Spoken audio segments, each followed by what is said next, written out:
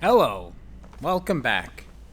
So, a lot of people, that have joined this channel, subscribed to this channel, don't really know how it all started.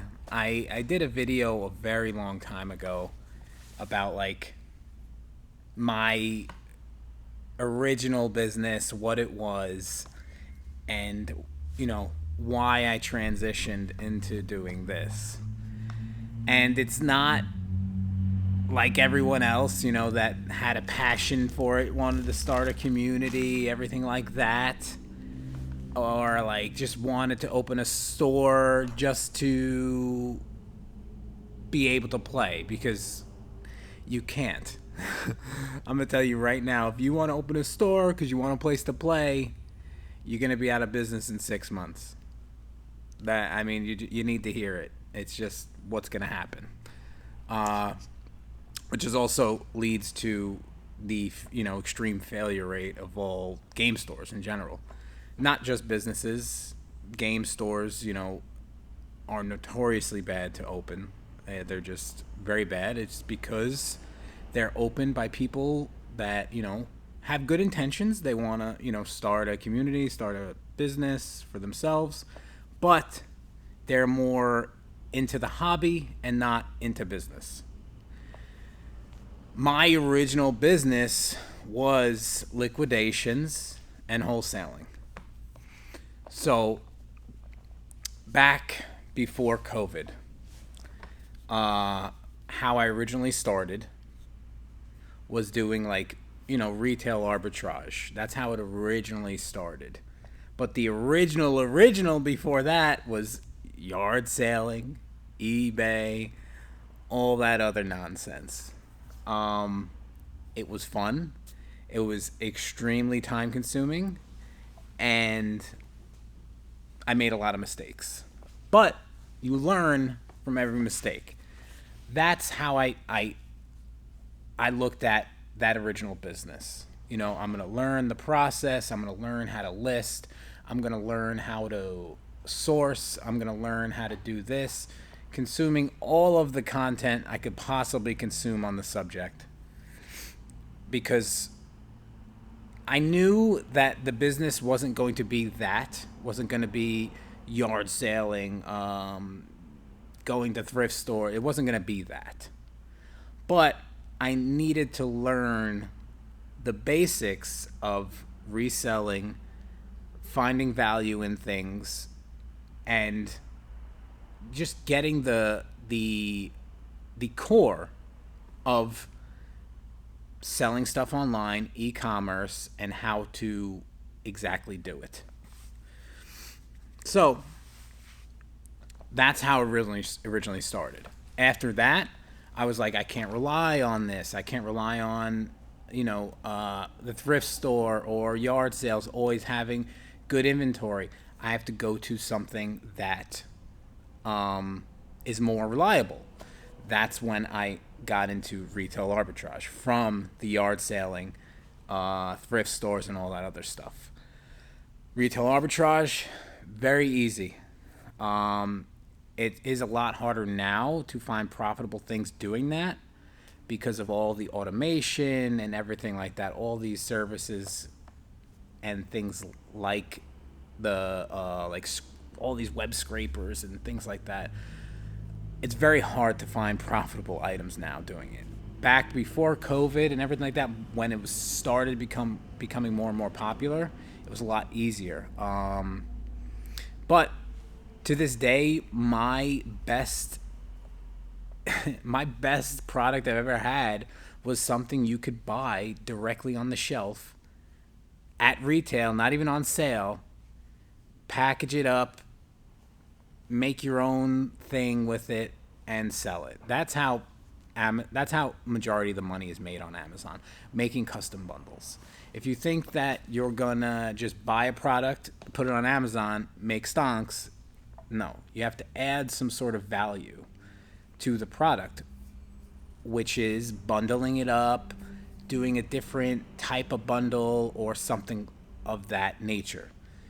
You can't just take, I'm going to take this pack of sleeves right here, take this, put it on Amazon, make money. No. Everyone and their mother could do that. You have to add some value to it, which could be, hey, this and this together. You know what I mean? Like that. But, making listings on Amazon could be a pain in the ass. You have to learn how to do that, all that other thing. But I knew that wholesaling and doing that could lead to something better. I knew that it was going to become competitive. I knew that it was going to be harder. And I knew that that wasn't going to be it. So I used it as a learning experience as well. And now this all got started. The yard sailing and everything like that, I didn't even count as what I started the original, my original business. This is the original, I'm starting an LLC. I'm starting a business. I'm taking myself seriously. And I'm taking X amount of money, which was $2,500. Literally, everything you see was built off of $2,500. That's pretty much it. And I just reinvested every single penny that came back in. Buying supplies, buying everything, buying your first freaking rack to hold your inventory. Every single little penny that came back in went into investing more into the business. So that went on pretty good for about 6 months, and then COVID happened. And during this time, it became really, really hard to source anything from stores and retail arbitrage and even wholesaling in general. So the original come up during this time was top loaders, man. Top loaders were so much money. And the one of the wholesalers that I dealt with, I used to order a shit ton of top loaders because I used to bundle it up, sell it on Amazon. This was before I did anything with trading cards, singles, anything like that. This was before RNG-Gamez was even a thing. I forgot what my seller name was on Amazon, but it's changed since then. Was it Core Store? I forget. It was such a long time ago. It wasn't really that long ago. Maybe 2018, 2019? When was COVID? 2020? It was right before it. So maybe 2019, 2020. I used to bundle top loaders. I used to sell the 100 packs. I'd make maybe 75 cents a unit, $1 a unit. And, I'd order maybe, 20, 30 cases of top loaders and bundle them up with penny sleeves and sell them like that. This was before, Cardboard Gold was doing their variety pack, before any of that. That's what I used to do.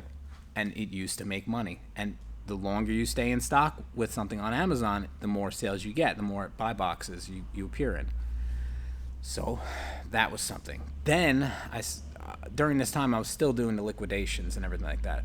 Whenever a cool toy liquidation would come up, I'd bid on it. So this one really cool toy liquidation came up with a couple of old MTG products that there was no name. It just said it was MTG deck. It was and it said 1999 to 2000, and I was just that's interesting. That's around when I was playing. Let me buy this liquidation and find out what's in it. So I bought it. I went through it, and it was a World Championship deck. I forgot which one it was, but in the deck, it had Force of Wills and a couple other cool cards. So I think I got the liquidation for $80, and I sold the starter deck for I think it was $2 and change. This is when Force of Will hasn't been reprinted a dozen times. They were expensive, or was it $250? I forget. But I sold the whole deck, and I was oh my god! It kind of reignited my passion and my feelings for card games and Magic. And then after that, it was like off to the races, man. Right after that, COVID was like happening, and you couldn't get anything. But me, having all these business relationships before COVID really helped me out during COVID, because COVID, they shut everything down. You cannot open an account. You can't do anything. So me having existing relationships with distributors really helped out. This really helped everything. This wouldn't be here if I couldn't get wholesale before I opened the store. None of this would be here, because I wouldn't have put in the work. I wouldn't have put in the hours to build something when I knew I couldn't. There was no upside. Like, I would have to open a store in order to get brick and mortar, get distributor access. So none of this would be here.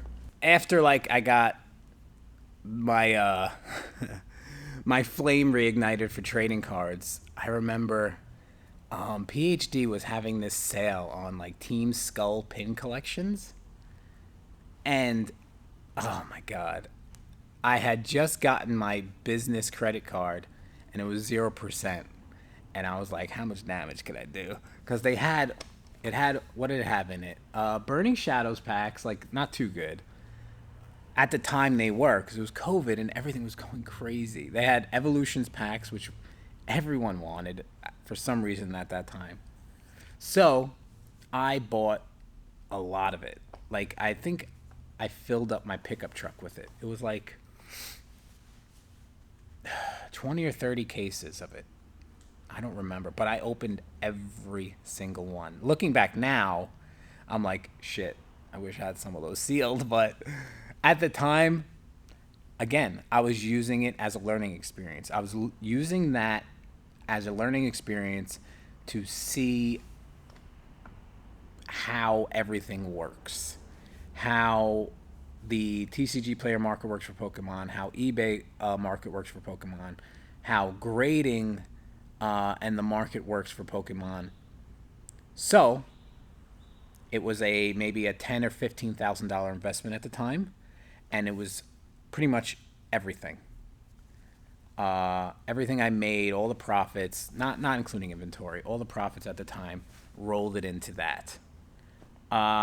It didn't go that good.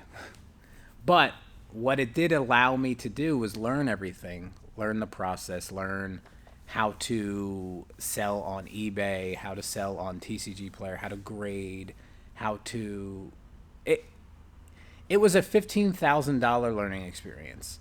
And I didn't make majority of it back. I'm not, going to say we lost 15,000. No, that's never really the case when you buy any trading card. You're going to get some kind of value back from it. It might not be everything, but you'll learn. So that's when we started the Amazon account, and I learned how to do bulk on Amazon with Pokemon. And Jesus Christ, I never made so much money in a short period of time in my life. We would package maybe 1,000 to 2,000 units of. It was just 50 card Pokemon lots. It wasn't anything special. It was just bulk. It was a bulk listing on Amazon, 50 cards, commons and uncommons. The listing's still up there. They were going for about $10 to $12 each. And I was doing the math, and I'm just like, you make money buying packs, opening them up, selling the hits, and then selling the bulk. You just make money. It was just so confusing to me, the arbitrage that could be made right there. I'm like, so you're telling me I could buy a case of this, sell the hits, send the bulk to Amazon, and make money? I was like, this is my business now. Little did I know that COVID was severely propping up the bulk market at the time. But that's when I originally started RNG-Gamez. That was the the birth of it. I was going to just do bulk through Amazon, get the brick and mortar, buy as much bulk as possible, and just send it to Amazon. And that's literally what I did when I first opened. I think we were paying $15, $20 a thousand, and still triple, quadrupling our money. It was crazy at the time. But everyone was doing it. You know, every game store was selling bulk on Amazon. And you still could not get enough stock. Literally, as soon as it would hit the warehouse, gone. Gone. I would sell 1,000 units in a day. It was insane. And that doesn't happen anymore. I wish it did. I really do. It's a lot harder now, but it's a lot more steady, and I could keep up with it. So I like the way the bulk market is now. Sure, I would love for it to go back to the way it was because we're sitting on a ton of it. But, you know, there's not going to be another global pandemic. Maybe. I don't know. No one really knows, but they might be.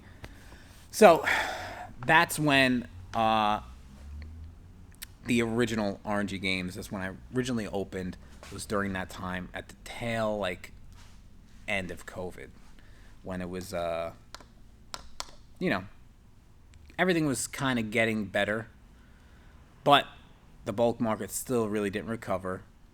Everyone was making so much money off bulk. It was insane. So then after that, it was like we were like open 4 months. Everything started to cool down. You know, everyone was slicing each other's throats to make a penny on bulk. And this is when I was like, you know what, I have to like rethink my inks on this one. At that point, I started to get into the arbitraging of, you know, sealed product. This is when there was the overprinting of everything. This was right around, what came out? I think it was Crimson Vow. But there was so much stuff sloshing around at that point. Especially Magic. Pokemon was like non-existent. Magic, I don't know what they were thinking, but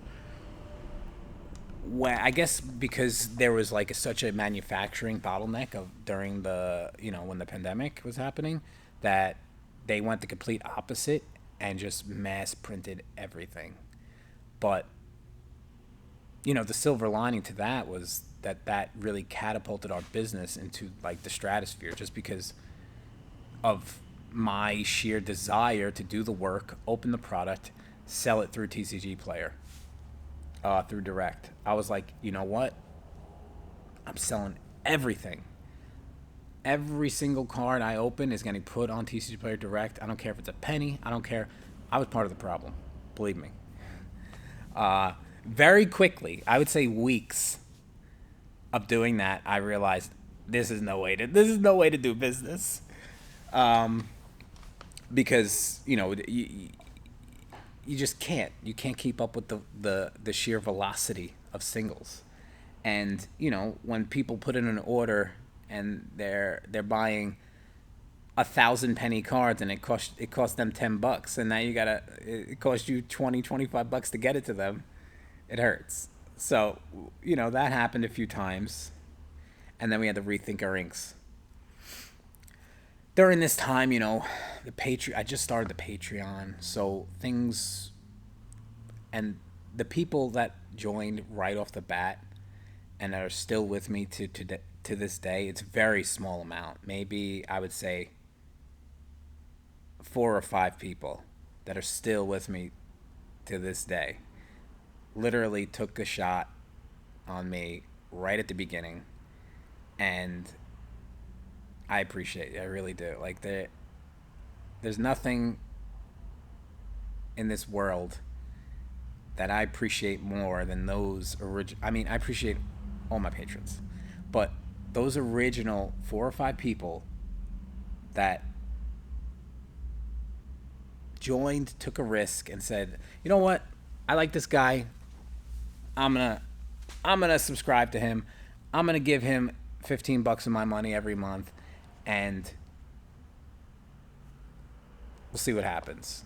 It was eye-opening to me that I can sort of build a reliable stream of income through Patreon, and in the process helping people out with starting a business or just advancing their collection. Most of my patrons, it's their side business and they want, product for as cheap as I offer it. So during that time, it was very shaky just because of the sheer release cycle. There was like a new product every 2 or 3 months, and it would never sell. Like, the distributor would always have product. It would always be marked down, and we were just getting beatings, man. Amazon was dumping stuff. It was blood in the water. If you didn't have a game store that 22, 23, you dodged a bullet. I think starting now would be an extremely healthy time to start. Everything is so stable. It's the stablest I've ever seen it. It's crazy. So then Commander Masters happened. Dude, don't listen to the noise. You can take tips from your customers, but don't listen. Don't take their what they say at face value. Asking everyone, Commander Masters, what do you think? They're like, well, Commander is the most popular format. Blah blah blah. You have to order a lot of it, and I'm like, yeah, you're probably right. This is when I originally just got the Roca, so I was like, I could mass box open. If people don't buy any on Patreon, this is when the Patreon just started growing. Like, maybe we had 15, 20 people, and I'm like, all right, I'll order X amount, which was upwards of 6.5 figures. And literally, it came out. I think I had one patron order a case, and I was just like, oh my God. And it came out and just cratered. And that's when I made that video, and that's kind of what originally got eyeballs on me. And through that, a lot of traffic to the website. We have repeat customers from that video and that time that still shop with me to this day, and I appreciate you. You didn't join the Patreon. You're just a consumer who wants to buy product from me, and I appreciate that. I know you can get it from other places cheaper sometimes, a lot of the times, and there's nothing I could do to say thank you more than just saying thank you. So I really appreciate those repeat customers, and believe me, every time I there's a new release and I see you buy something, I'm like, what a gem. I always try and include little things here and there into my repeat customers' orders, especially when it comes to Magic, because I know you can get it cheaper other places. But sometimes you just can't compete, and sometimes you can, but you just don't want to, because how am I going to advertise something? Let's say I buy something for $100 a box. They're going for $100 a box online. But I know in store I can get $120, $130. How am I going to advertise it on the website for $100 and then charge $130 in store? You can't do that. You can't. So it has to be one price throughout everything, which sometimes really hurts you because you want to sell everywhere, but you can't. Sorry, battery died. I've been yapping for a half hour. Which brings us to present day Rob. This is where we're at now. We've gotten away from doing those mass box openings, which I miss. I love doing them. So I'm going to have a video coming up soon of we're going to do a little box opening of Lord of the Rings. I do think there is some margin in there. Just the draft boxes, because that's all we can obtain. But, see, the thing is, this is something that I wouldn't even be able to offer to Patreon, because you lose that edge, you lose that margin just due to sheer logistics of it. Just getting it to you. the all the margin that you would make, I'd have to charge in shipping, or to make up for that with whatever, and you just lose it. So it's like, it doesn't make sense. You know, the 10 to 15, maybe $20 a box you could make potentially gets lost just in the shuffle. You know, the 3.5% processing fee, the shipping, the handling fee, you know, you just lose that. You lose that value. You know, if you were just doing it, ripping it, and just sending it through TCG Player, which is what we do. It's the fastest way to get your money back. It just gets lost in the shuffle, in just you being able to get it. You lose the edge or the arbitrage in that product. There are certain things, you know, when we originally started doing this, that was like insane. I kind of let the cat out of the bag with the March of the Machine Commander decks and all the plane chase stuff.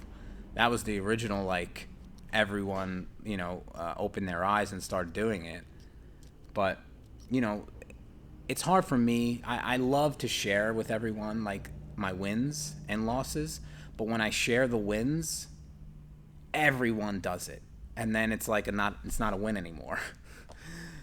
Because everyone's doing it, and now it just craters the price of everything. So, like, I try and keep to the shadows when I find something good. And once I'm done milking it, then I share it. But that's neither here nor there. There's a lot of exciting things happening behind the scenes that, you know, I can't really share right now. But, you know, there's a lot of shit happening. A lot of good shit. And, you know, the card show that my wife's been running has been just phenomenal. Like, that on itself is its own business and is extremely profitable, and it's been profitable since day one. So, like, it's really good. You know, you can't run those too often because you just kind of cannibalize yourself. But the last show we did, we had, I think, over 600 people came, or 600 or 700 people, I believe. You know, 100 vendors. It was a great day. Everyone did great from what I hear. But that's my story. And it's not hard to start a business, but it's hard to turn a business into a career for yourself. Anyone could start a business. That's the great thing about America. You don't have to be a good businessman to start a business. You just have to apply with your state, and that's it. You have a business.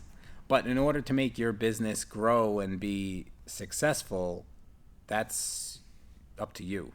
And the only special sauce is you. That's it. You know, you are the special sauce to make your business good. And that's another thing, you know, we've been running into. Just expansion. Like, I can no longer expand just because I don't have another me. And I know everyone's saying, just hire someone to do this. I can't. You just can't sometimes, because in the end, I am the product. You know, the product is me. I did all of this. Sure, I can put little things in place to, like, make people able to do shit, like bulk and things like that. But when it comes to, you know, this YouTube channel or, you know, other things like that, I'm the product. So it's going to be hard for me to scale any further than what I'm at right now, unless I branch off and, you know, become an investor in someone else's business, develop something, or do something like that. So that's where we're at right now. There's still a lot of room I could grow here, but 2 years is going to come like that, and my lease will be up, and I'll be out of there because I'm not staying there. So for this next 2 years, If you stay with me, stay on this journey with me, good things are going to happen. And if you don't, goodbye and good luck. But thanks for sticking around. Thanks for watching. And I'll catch you guys later. See you.